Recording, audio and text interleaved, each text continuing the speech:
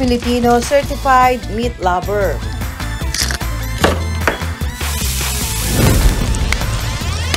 Pero, kakain ka ba kung ari na ng hayop ang ihahain?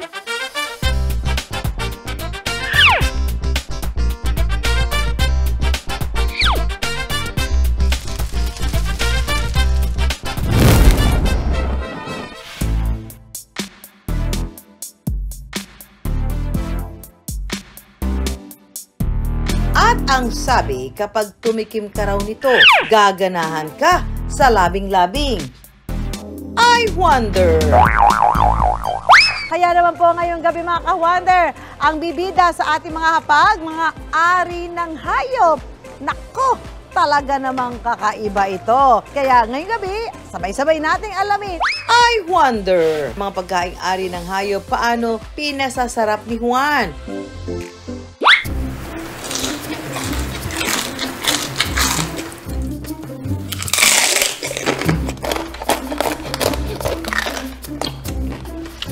Patok online ang mukbang videos ng ka-wonder nating si Diego o mas kilala bilang Jigs TV. Paano ba naman kasi ang mga nilalantakan niya? Naglalakihan na, nag-uumapaw pang mga lutuing tutok-batok.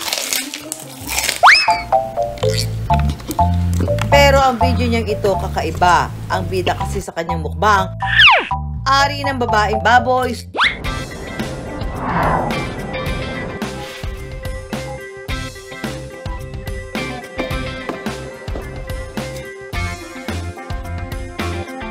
Hello mga ka-wonder! Nandito ngayon tayo sa palengke ng Lipa dahil maghahanap tayo ng ari ng baboy. Tingnan po natin kung may mabibili tayo. Tara! Mula Batangas City, dumayo pa ng Lipa City Public Market si Diego para maghanap ng ari ng baboy. Bihira lang daw kasi ang nagbebenta nito. Ate, meron kayong yung ari ng baboy, yung babae? Wala po. Sige po. Thank you po. Ate, meron kang ari ng baboy. Ano? Yung ari po ng baboy. Wala, yung tinatapon na lang sa madaling araw.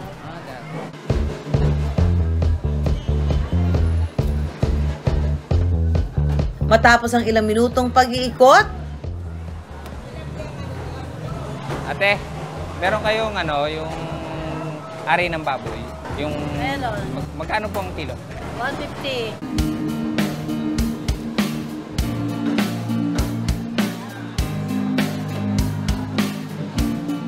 sa mga tindera na aming napagtanungan, si Julieta lang ang may tinda ng ari ng babaeng baboy kasama ang iba't ibang laman loob ng baboy. Ay gusto ng taong bilhin ang ari ng baboy kasi masarap daw 'yon.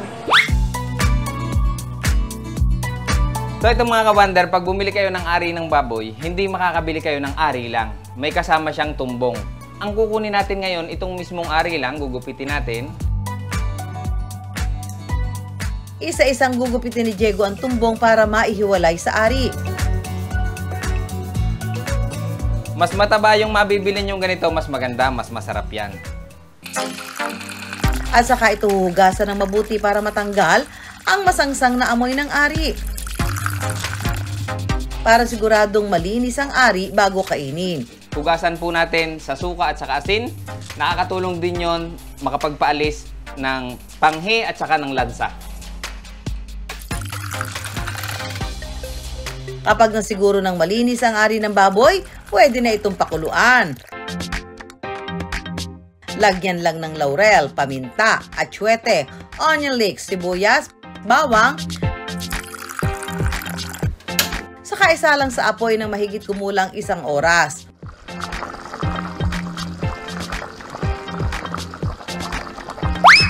Eto na mga ka-wonder, yung ating pinakulo na ari ng baboy.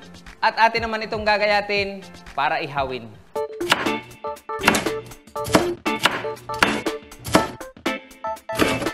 Matapos gayatin, itutusok ng ari ng baboy sa stick. At saka iihawin. Habang iniihaw, papahiran ito ni Diego ng espesyal na sauce para maging mas malasa.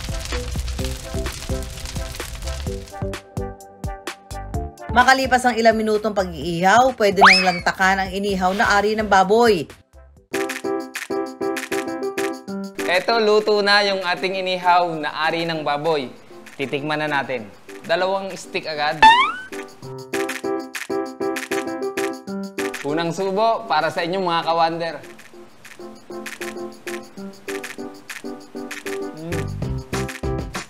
Yung lasa mga ka-wonder, kung kayo nakakain na nung puno ng tainga ng baboy, ganon-ganon po yung lasa. Masarap siya.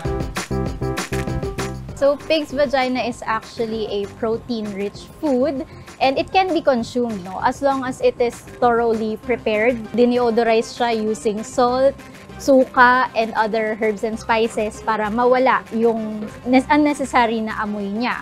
And at the same time, it should also be thoroughly cleaned ng talagang maayos and kung pwede, alisin yung parang mga buhok-buhok dun sa part na yun. Pero di lang daw pang laman tiyan ang pig's vagina, may paniniwala raw ang mga matatanda dito sa Batangas na kapag kumain daw ng ari ng baboy ang isang taong bulol o pilipit ang dila, tutuwid daw ang kanyang pananalita. Nakilala namin dito sa Batangas ang ka-wonder nating si Ariel na magpapatotoo raw nito. Hindi ako marunong nahihiya ako mag-recitation sa harap ng gawa ng yung R, hindi ko masabi. Ariel, ang hirap Radyo. Kaya naman pinakain daw siya ng kanyang ama ng inihaw na ari ng baboy para masolusyonan ang kanyang problema sa pananalita. Ang tatay, lagi pag may handaan, kinukuha yung ari ng baboy. Tapos, iniihaw, pinapakain sa akin para dumalis yung pagkatat ko. Para magdire-diretso yung salita, pinakain ko naman. Sige nga, subukan mo. Radyo. O, di ba? Nakuha mo galing. Matapos ang ilang taong pagkain ng ari ng baboy, ang pananalita raw ni Ariel tila tumuwid. Radyo. Kaya siguro natuwid din yung aking pagsasalita. Nakatulong din yung dahil sa dami ko nakain Kaya lang na-over siguro, napadaldal ngayon. Pero I wonder, totoo bang nakapagpapatuwid itong magsalita gaya ng nangyari daw kay Ariel? This is more of a myth kasi regardless of what you eat naman, it affects the body but not the ability to have proper speech. If we have speech difficulties, it's best to consult with a speech pathologist para makorek yung proper speech natin. Hindi man sumasang-ayon sa iyo, Ariel, ang pag-aaral. Ang pagkain ng ari ng baboy, tila parte na ito ng mayamang kultura ng pagkain na nagpasalin-salin sa Batangas. Tabo ko to Ba't nasa'yo? Ay, ano to? Parang Pero I wonder, kaya pa kayang pasarapin ang ari ng baboy? Tutulungan daw tayong i-level up ito kasama ang Cooking in a Master, food content creator na si Hazel Sheppy. At sa aming pagbabalik, ari ng kambing. Mabisa raw na pampainit ng labing-labing. Susunod ang lahat ng iyan sa I Wonder.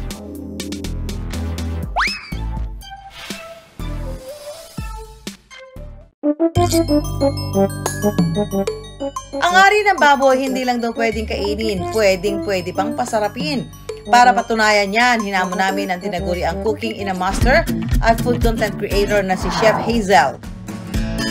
Mama, ayan, kapag malapit na masunog yung bahay natin. Ang ka-wonder nating si Hazel Anunuevo o mas kilala bilang Hazel Sheppy sa social media, patok online dahil sa kanyang mga nakatatawang cooking video.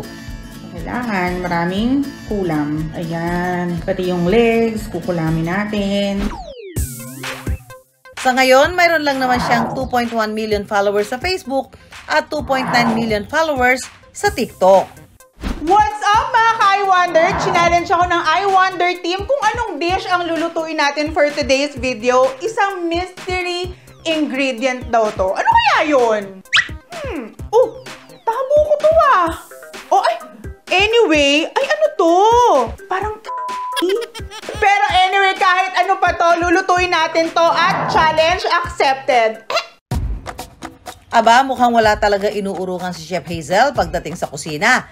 Sige nga at pakitaan mo na kami ng cooking skills mo. Parang panghilita.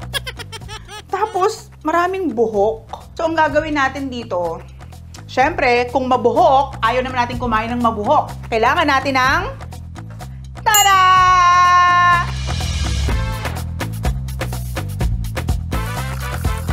Kailangan talagang kulong-kulo at talagang mawala yung bad smell. Pagkatapos, lalagyan ito ni Chef Hazel ng onion leeks, sibuyas, luya at bawang. Pagkatapos yan, syempre lalagyan natin siya ng whole black pepper. At syempre, hindi mawawala ang asin. Ayan. Pakukulan ito ni Hazel ng 15 to 20 minutes. Ayan, titignan na natin. Ngayon, malambot na siya. Aahunin na natin siya sa kahirapan. Pagkatapos maahon sa kahirapan, maahon sa kaldero, hiniwa ito ni Chef Hazel ng manipis. Ang gagawin natin dito ay pork tausi. So ngayon, ang gagawin naman natin ay ipiprito natin tong tokwa. Kapag golden brown na ang tokwa, hahanguin ito at saka hihiwain. Sunod na ipiprito ang ari ng baboy. After natin makayumanggi ang ng baboy, ngayon magigisa na tayo. Siyempre, uunahin natin ang wangba. Sunod na ilalagay ang luya, sili, bell pepper, ari ng baboy, suka, toyo, paminta, tokwa at oyster sauce.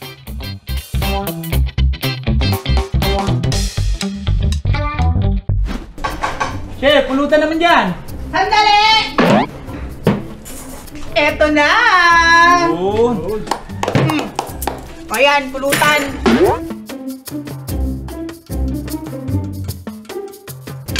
Solid. Sarap. Medyo chili. Bagay na bagay sa pangpulutan. Pulutan talaga siya. Hindi ko masasabi kung Thai part or ano eh. Sarap. Lasang ulit. Maskarata ito ng baboy. Matapos ang tikiman, time to reveal na! Kinain ninyo, baboy yan. Masarap, tsaka di mo maano dahil... Gulat ako eh. Yung pala yung kinakain namin eh. Sarap ah. Susunod, bat and balls ng kambing, mabisa raw na pampainit ng labing-labing. Abangan sa pagbabalik ng I Wonder! Dito sa Gimba, Nueva Ecija, kambing daw ang sikreto ng ka-wonder nating si Ben. Kaya kuhang-kuha raw ang kiliti ng misis niyang si Maricel at ang luto ang pinispisan na ari ng kambing. Dito ko nahuli kaliti ni misis sa ng kambing. Iba raw kasi talaga ang sipa ng pinispisan sa kanilang labing-labing. Pag kami halo ng kambing, nakapagpapainit po talaga to. Lalo na pagka nakakain ka nito, nasusubukan mo na mag-iinit talaga katawan mo. Lalo na pagkatabi mo na si misis. Bida ba nga ni Ben, noong kabataan niya, talagang lapitin daw siya ng chicks. At ito raw ang hot secret kaya nakaapat na supling sila ni misis. Pag halimbawa nakakain ako ng ganot natikmang ko rin at talaga naman na iba yung aking pakiramdam din. Sa sobrang pagka-effective nga raw nito sa mag-asawang Ben at Maricel, inihain na rin nila ito sa kanilang MIBE karinderya. Tip ng mag-asawa sa ganitong negosyo, mas makatitipid daw kung buhay na kambing ang bibilhin. Ang 16,000 pesos kasi na kambing sa palengke, halos 4,000 piso na lang daw ang halaga kung buhay.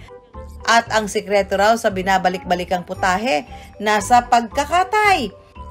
Yung po ay itinatapon po namin, kahit po gapatak ng dugo ng kambing na ito ay ala po kaming isinasama. Mga ka-wonder, magluluto tayo ngayon ng pinispisang kambing. Akalain nyo ba na 3 lang ang main ingredients sa lutuing ito? Siling berde, sibuyas at ang laman loob ng kambing. Unang hihiwain natin ay ang laman loob ng kambing. Hiwain lang ang mga sangkap ng maliliit at pwede na itong idiretso sa gisa. At ang ari ng kambing, isasama rin daw ang balat. Cooking time! Kaunting pasensya lang sa pagigisa mga ka-wonder. Mas makunat daw kasi ang laman loob ng kambing, lalo na ang balat nito. Hahaluan ng siling berde at kapag manikit-nikit na sa kawali, pwede na itong hanguin. After 30 minutes, tapos na po ang pinispisang kambing. Pwede na po natin i-serve. Paglilinaw nila ang ari ng kambing, special request lang daw ng kanilang mga suki. Hindi raw ito regular na nakahalo sa kanilang lutuin. Usapang pampainit lang din naman ang ka-wonder nating si Cristel. May secret ingredient din daw sa kanilang itinitindang ulam. Nakatikim na ba kayo ng kilawing ari at mamariglans ng kambing? At I wonder, totoo nga kayang aphrodisiac ang ari ng kambing? Alas 4 pa lang ng umaga ang ka-wonder nating si Mike. Imbes na kape ang kasalo, kambing ang mabusising inaasikaso. Kaya ang pahirapang supply sa ari at mamariglans ng kambing, isang tawag lang sa kanya, matik mayroon agad. Ang per kilo po nito, 580 po. Ari ng kambing, saka itlog, isa lang yan, 580. Kasama na rin yung balat na may kasamang laman din siya. Isa sa kanyang sinusuplayan ang Tita Au's Bat and Balls na 25 taon nang naghahain ng iba't ibang exotic food sa Marikina. At ang main menu nila, ang kilawing kambing. Binabalik-balikan nila dito ang kilawing ari ng kambing dahil sa kakaibang lasa niya at kakaibang ingredients. Ang madalas daw pumapakyaw ng kilawin nilang kambing, mga lalaki. Paniniwala kasi nila pampagana ito sa kama. Ang sabi nila, pag kumain daw sila ng kilawing ari ng kambing, mas nagiging wild. Wild sila pagdating sa kama. At yung mga meals nila ay satisfied naman. Kaya ang macho gwaping naka-wonder nating si Evo, na ilang taon nang matamlay raw ang buhay pag-ibig. Dinayo pa ang Marikina para sa kanyang espesyal na pakay. Buhay pag-ibig ko? Ay, kaya nandito ako Para alam mo yun, ganahan daw. Nabalitaan ko kasi rito, nagpapainit daw to ng katawan. Matagal-tagal na hindi umiinit yung katawan ko. Si Evo, proud entertainer sa bar at iba't ibang celebration. Ay, Ate Cristel, balita ako meron ka dito pampagana. Ito ba yung yung... Ng kambing. Ay, ganda yung pampainit ng katawan, Ate Cristel. Oo. Parang gustong-gusto ko yan, Simpleng-simple lang daw ang proseso ng pagluluto nito. Ang mga magical ingredients gaya lang sa tradisyonal na kilawin. Sibuyas, siling labuyo, luya na pantanggal ng lansa, siling berde, kalamansi imbes na suka. At syempre pa, hindi mawawala ang ari at mamariglans ng kambing. Dahil karne, kinakailangan pa rin lutuin sa apoy at ang proseso, pag-iihaw. Tip ni Cristel, kung mabilisan, okay naman daw mag-ihaw sa gas stove. Hindi naman daw ito maglalasang gas at usok basta't alalayan lang daw sa bantay. Pag medyo brown na siya, hindi naman natin kailangan sunugin kasi papait siya Okay. So, kailangan ikot-ikot natin siya para hindi siya maano ng apoy, masunog ng husto. Mga ka-wonder, hindi basta-basta ang kilawin na ito, ha? Balat pa lang daw kasi, sapat na. Panigurado, Ate Cristel, napakarami na napatayo na naman. Ay, oo ka. Hindi lang napatayo. Marami na rin nailabas. Ayo! Pag samasamahin lang ang mga sangkap, mas maraming kalamansi, mas masarap. Kaya basta nakasanayang kilawin na suka ang pampaasim, dito kalamansi lang ang gamit. Ito rin daw kasi ang mas magpapalambot at magpapalitaw sa linamnam ng karne. Medyo ibabad natin siya mga 3 to 5 minutes para kumapit ang kalamansi. Ready to serve ang kinilaw na ari ng kambing. Alam mga ka-wonder, ngayon ay titikman na natin ang kinilaw na kambing, yung magpapainit sa katawan ko. Sana maramdaman ko to. Ewo, share mo naman ang lasa niyan. Ibang-iba siya sa mga kinilaw Masim-masim na malambot kasi gawa ng kalamansi. Tapos medyo maanghang, gawa ng silit, luya. Pero wala siyang kalansa-lansa. At ang pakiramdam, Evo, kumusta naman? Wow! Ito, nag-iinit na yata ako. Naku po, at ayan na nga. Ang kilawing kambing, win na win daw sa lambing. Oh, yes. Kaya itong si Evo may papasalubungan pa yata. Pero teka, saan mo dadalhin yan? Oy, Evo, bakit parang familiar ako kung saan yan?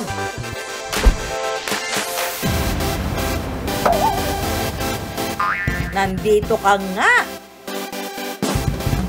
Pero I wonder, may epekto nga ba ang pagkain ng kinilaw na ari ng kambing sa labing-labing? Abangan mamaya! Samantala, kakayanin ko kayang kainin ng kilawin na ito at ang UH Barkada, game na game sa hamon. Kailangan namnabin mo. Special delivery pala ng ka-wonder nating si Evo itong kinilaw na ari ng kambing. Naku naman, Evo.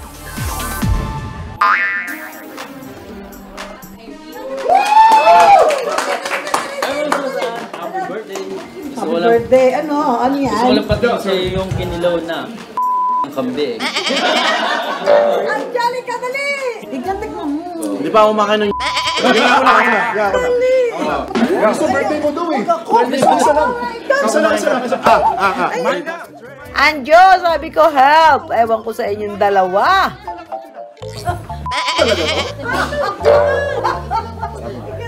Ang sarap. Pinimi yung Masarap, diba? Amiso, kumain ka na ito. Hindi ako mahilig sa kinilaw. Sabi mo sa akin, favorite mo yun. Naku mga ka-wonder, parang kakaiba naman itong pa-birthday nyo. Fairness, masarap ang kinilaw. Kailangan namnabin mo.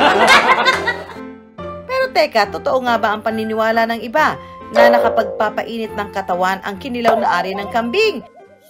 Kumusta naman Igan and Anjo? May paniniwala po sila na pag natikman niyo daw po ito ay mag-iinit ang katawan. Yes. Di interview mo kung maya-maya. Kailangan ba agad-agad? Hindi, paniniwala lang siguro yun. Naku, at nilantakan na rin nga ng unang hirit barkada. So, when it comes to your goat testicles and goat penis, sabi nga nila, it does contain itong L-arginine. So, L-arginine along with other micronutrients that we can find in protein-rich foods, these can help in boosting the sex drive of a person. Positive mga ka-wonder, abay perfect na panlabing-labing nga itong kambing.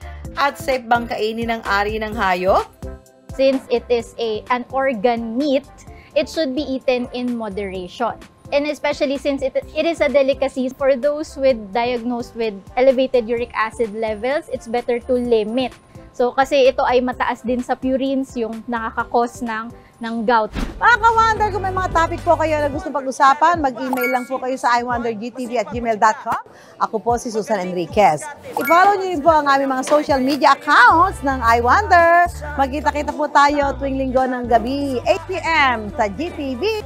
Alam mga tanong ni Juan, bibigyan namin ng kasagutan dito lang sa iWonder!